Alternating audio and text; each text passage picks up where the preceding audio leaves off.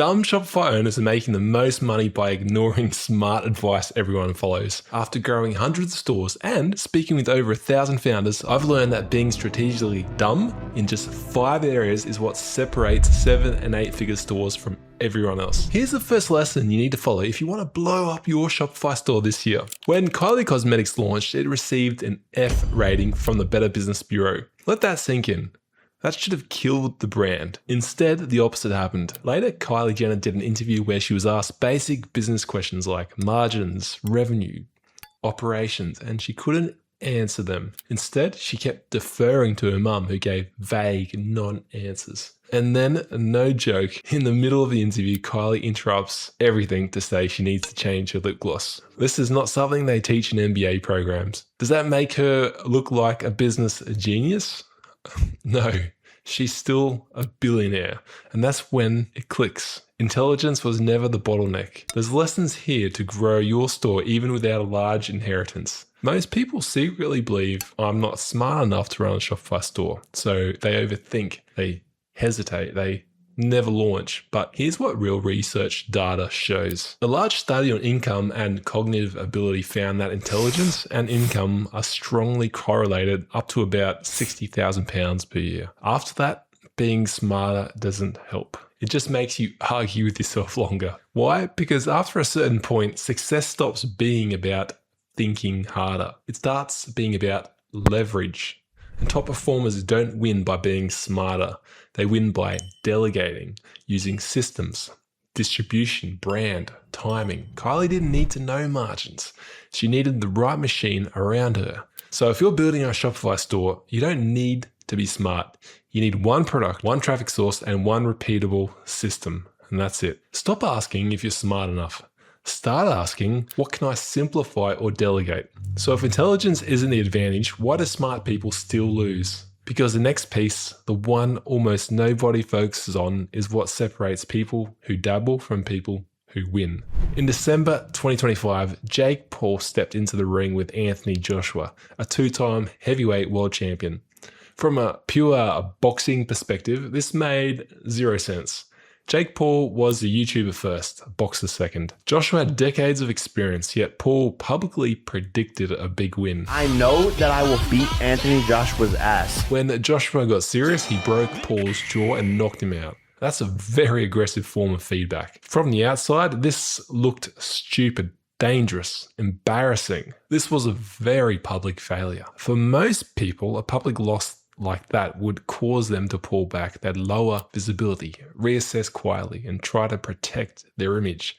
But Jake Paul didn't disappear. Even before the fight, he posted an Instagram video that subtly promoted his deodorant brand by Jake Paul, positioning the event as a visibility moment. After the loss, he shared the broken jaw publicly, reframed what happened, and stayed visible to keep his audience. The failure wasn't ignored, but it also wasn't allowed to become the story.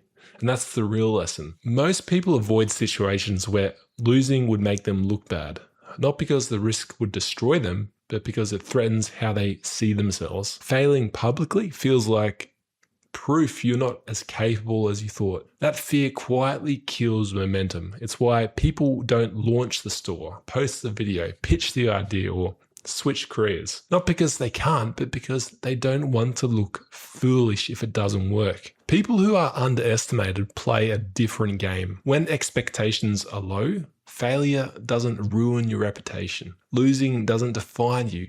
And that freedom makes it easier to keep going, and consistency compounds faster than intelligence ever will. So here's the rule.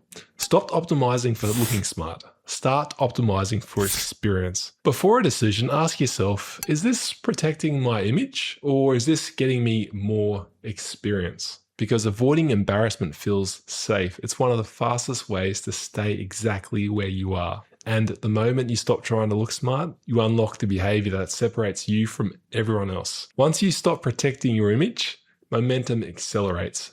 And nowhere is that more obvious than when people are forced to change direction publicly. You see, in 2019, Kim Kardashian was about to launch a new shapewear brand called Kimono. The name was locked. Packaging printed, legal work done. Then the backlash hit. People called the name culturally insensitive. 130,000 people petitioned against the name. The criticism grew so intense that even the mayor of Kyoto publicly asked her to change it. At that point, Kim had a choice. Defend the name and push forward, or scrap it publicly before launch and admit she got it wrong. She spent $10 million to scrap it. This makes my bad domain purchases feel slightly better. The brand relaunched as Skims and is now worth billions. If you were in her shoes, the cost would be terrifying, even if you had millions to spare. Changing direction under pressure looks messy. It feels like weakness. It feels like admitting ignorance before you've even started. Smart people often delay action because they can see everything that might go wrong. They wait for certainty. They wait until they can't look stupid. And in the process, they protect their image instead of their momentum. Underestimated people play a different game. They accept that being wrong is part of progress because they care less about looking smart. They're free to pivot, adjust, and keep moving.